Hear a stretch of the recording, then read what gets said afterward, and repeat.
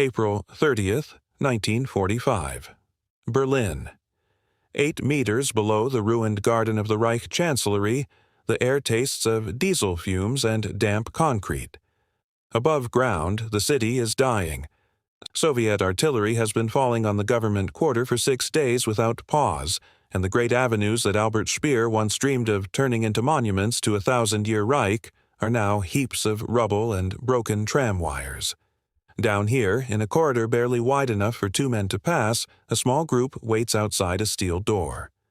Behind it, Adolf Hitler and Eva Braun, married less than 2 days, are about to die by their own hand. A single gunshot, a faint smell of bitter almonds, then silence, broken only by the distant rhythmic thump of Soviet guns finding their range on the Reichstag less than a kilometre away. This is the end of the Führerbunker, a structure that took less than a year to build but has occupied the popular imagination for 8 decades since. A concrete tomb that became, almost by accident, one of the most studied pieces of architecture in modern history. Understanding how it was built, why it was built that way, and what actually happened inside its cramped, low-ceilinged rooms tells us something larger about the collapse of a regime that had promised its followers permanence and delivered, in the end, only a hole in the ground. To understand why such a structure was needed at all, you have to go back to the summer of 1940, when Berlin still felt, to most of its residents, comfortably distant from the war. The Royal Air Force's early raids on the German capital were largely symbolic, more an assertion of reach than a serious threat, and the shelters built for senior Nazi officials in those years reflected that complacency. The original underground refuge beneath the Reich Chancellery, later known as the Führerbunker, had been completed in 1936 as a relatively modest air raid shelter, its roof barely 2 meters of reinforced concrete, adequate against the ordnance of the period, but nothing more. By 1943, that assumption had been shattered. The RAF's Bomber Command, under Arthur Harris, had shifted decisively towards area bombing with ever heavier ordnance, and the United States Army Air Forces had joined the campaign with daylight raids of their own. Berlin, once considered beyond effective range, was now a regular target, and the bombs falling on it were growing larger by the month, from the 250-kilogram devices of 1940 to 4-ton cookies, capable of leveling entire city blocks. The existing shelter beneath the Chancellery, adequate for a 1936 threat, was dangerously inadequate for a 1944 one. Hitler's personal safety had become, in the eyes of his architects and security staff, a genuine engineering problem rather than a bureaucratic formality. There was also a second, less discussed pressure: the increasing likelihood, openly acknowledged in private by figures such as Speer and Martin Bormann, even as it remained unspeakable in public, that Berlin itself might one day become a battlefield, not merely a bombing target. A shelter built only to withstand air raids would be useless against artillery and ground assault. Whatever was built next needed to serve 2 entirely different purposes: sheltering the Nazi leadership from the air war above, and, if the worst came, functioning as a command post in a siege. That dual requirement, rarely stated so bluntly at the time, shaped every decision that followed. The scale of destruction already visible above ground by 1943 makes the urgency easier to grasp. Berlin had, by that point, endured hundreds of individual raids, and the civilian shelter network across the city, much of it hastily converted cellars and improvised basements, was proving grossly insufficient for a population of several million. Enormous concrete flak towers rising above the city's parks offered some Berliners genuine protection, but nothing on that scale existed beneath the government quarter itself before 1944. For an ordinary Berlin household, a raid meant a dash to a nearby cellar and an anxious wait, hoping the building above would not collapse inward. For the machinery of the Nazi state, continuity of command during a raid was treated as a matter of existential importance, since a lucky hit on the wrong building at the wrong moment could, in theory, disrupt the regime's decision-making apparatus in a single night. That asymmetry between what ordinary citizens endured and what was being engineered for the leadership a few hundred meters away is itself a telling detail, one that later became a point of considerable bitterness among Berliners who lived through the war's final year with nothing like the protection their leaders enjoyed. Existing solutions, in other words, had failed on two separate fronts. They could not stop the bombs from the air, and they offered nothing at all against the kind of ground war that, by late 1944, senior figures within the regime were beginning to admit, at least to one another, might be coming to Berlin's own streets. The task of solving this problem fell to a small circle of architects and engineers working under the general direction of Hitler's building office, with the structural design credited principally to Karl Piepenburg, a civil engineer with experience in fortified construction, working alongside the broader planning apparatus that Speer, as Reich Minister of Armaments, oversaw. Construction on what became the Führerbunker proper began in early 1944 and continued, under wartime conditions of chronic material shortage and Allied bombing of the very city in which the work was taking place, until it was declared operational in the fine months of that year. The new structure was built as a genuinely separate bunker beneath and slightly deeper than the older Führerbunker, connected to it by a stairwell, effectively creating two linked levels of underground accommodation, roughly 8.5 meters below the Chancellery garden. The design specification called for a reinforced concrete ceiling some 3 meters thick in places, supplemented by nearly 4 meters of earth above that, a combination intended to defeat a direct hit from the largest conventional bombs then in Allied use. To put that mass in perspective, imagine the weight of roughly a dozen articulated lorries stacked directly above a room the size of a modest sitting room. That is approximately the load the structure's roof was engineered to bear and disperse.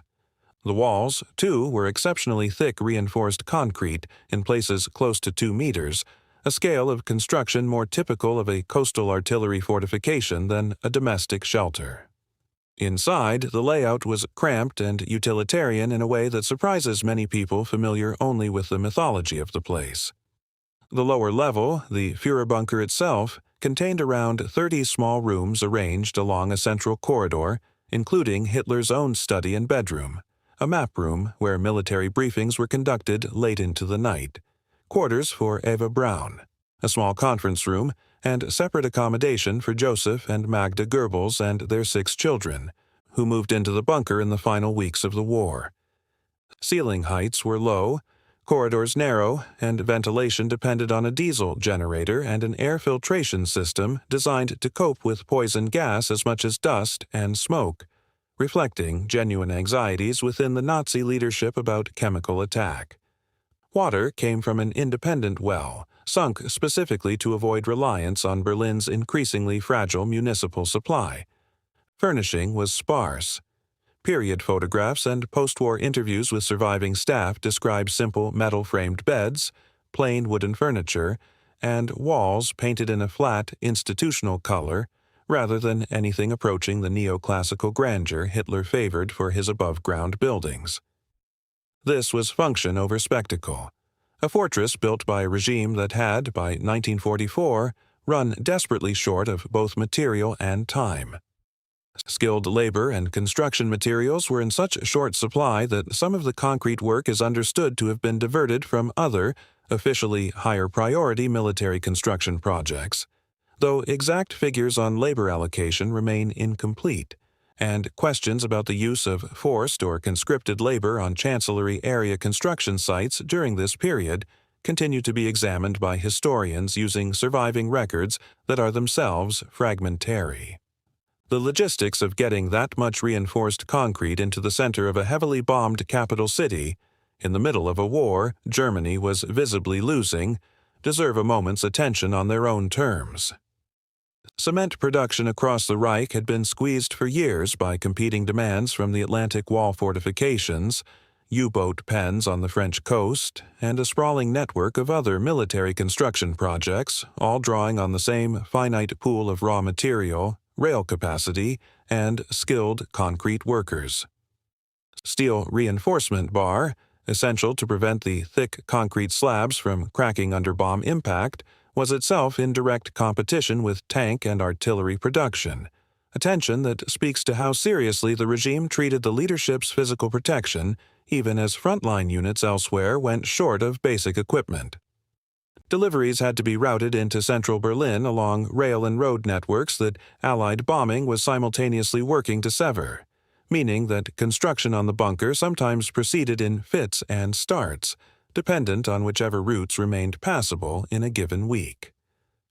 Exact figures on the total tonnage of concrete and steel used remain difficult to pin down with precision, since wartime records for a project treated as a state secret were neither centralized nor, in several cases, preserved intact through the chaos of the war's final year and the subsequent Soviet occupation of the site, but post-war structural surveys of the surviving sections give some sense of the scale involved, consistent with a structure built to withstand the very largest ordnance the Allies were then deploying.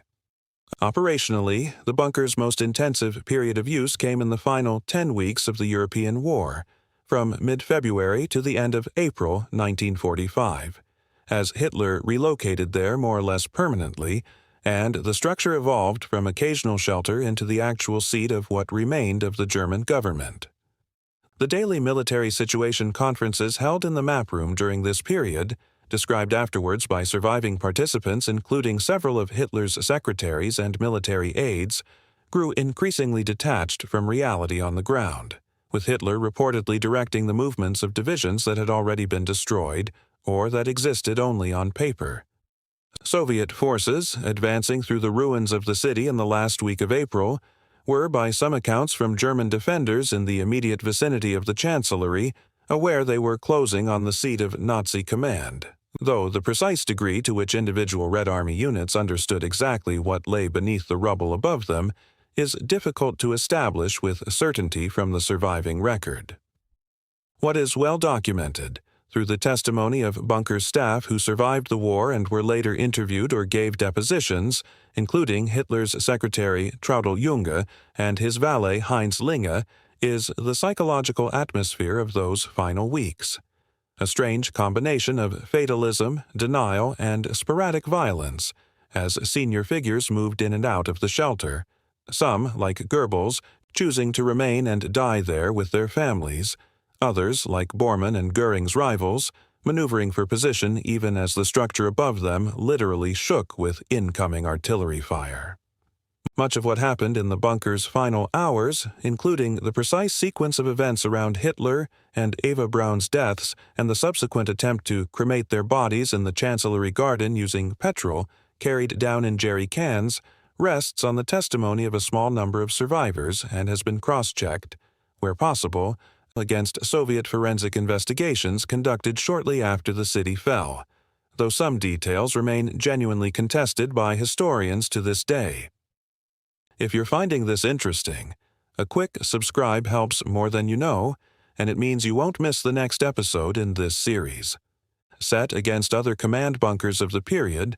the Führerbunker is in some ways a modest structure, and comparing it directly to its rivals is genuinely illuminating. Hitler's other major headquarters, the Wolfschanze, or Wolf's Lair in East Prussia, used for much of the war's middle years, was in fact a far larger and in some respects more heavily fortified complex, with individual bunkers whose roofs eventually reached over 5 meters of reinforced concrete, following upgrades made after the July 1944 assassination attempt,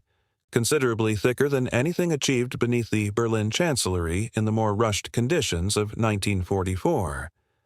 What made the Führerbunker significant was not its engineering superiority but its location and its symbolism.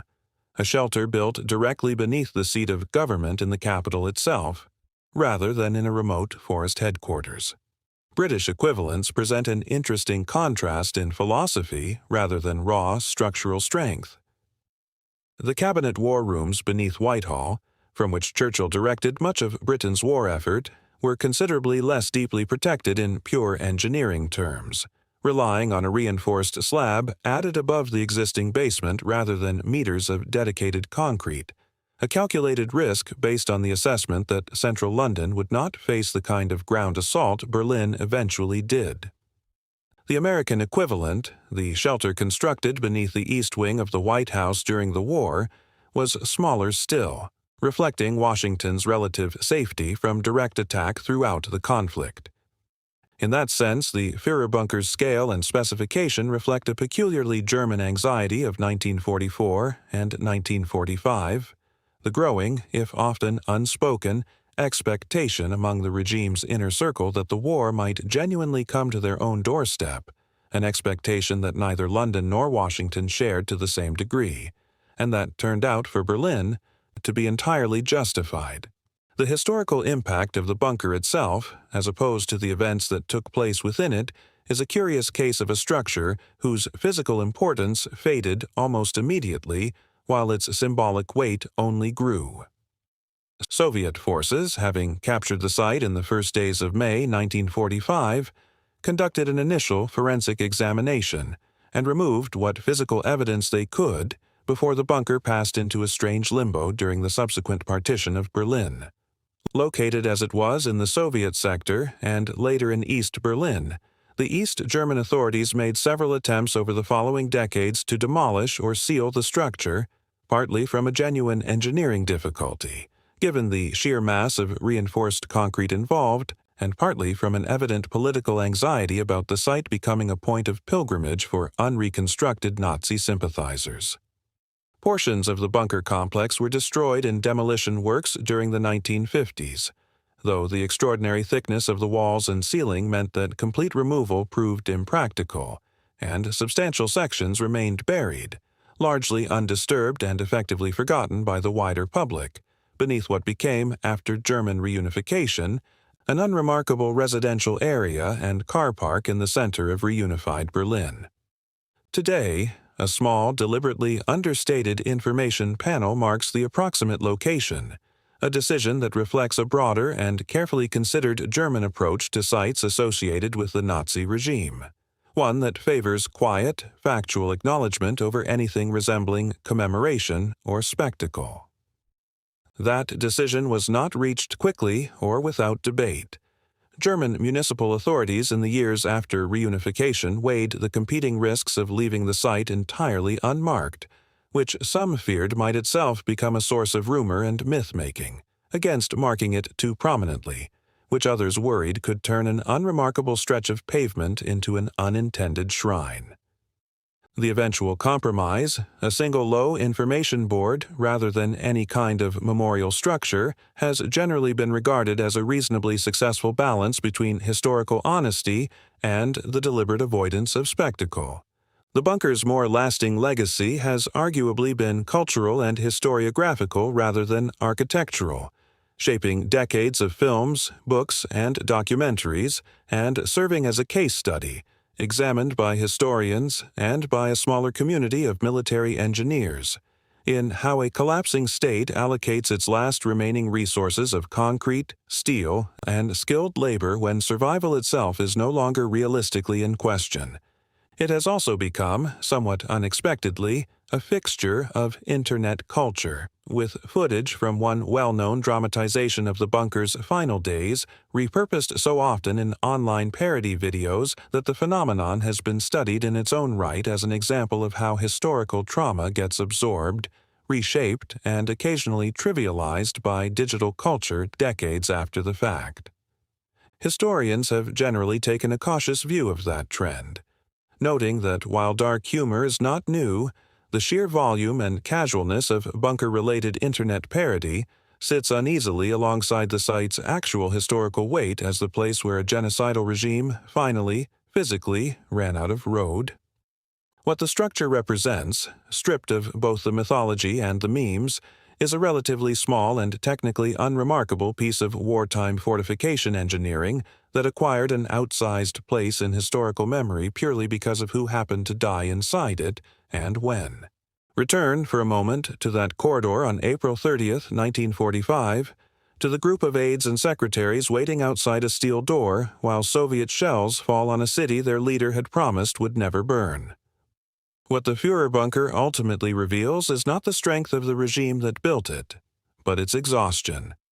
A structure engineered to withstand nearly a ton of concrete and earth per square meter could not, in the end, protect its principal occupant from the consequences of decisions made years earlier, in rooms far grander and further from the front line. The thickness of the walls tells you what the Nazi leadership feared in 1944. The manner of Hitler's death within them tells you what actually happened despite every meter of that reinforced concrete. 10 weeks after Hitler moved in permanently, the man the bunker had been built to protect was dead by his own hand, his body burned in the garden above using fuel carried down by hand because even that basic wartime necessity, petrol, had by then become scarce enough to require careful measuring. The bunker had done its narrow engineering job. It had kept out the bombs and, for a time, the shells. It could do nothing about what was happening inside. Nearly 80 years on, there is no grand ruin to visit, no preserved chamber for tourists to file through, only a modest sign above an ordinary Berlin car park, and perhaps that is the most fitting monument the site could have. A regime that had built monstrous cathedrals to its own supposed permanence ended, in the end, in a low-ceilinged concrete box beneath a garden, and then it ended there too, quietly, deliberately, buried under decades of city life that simply moved on above it.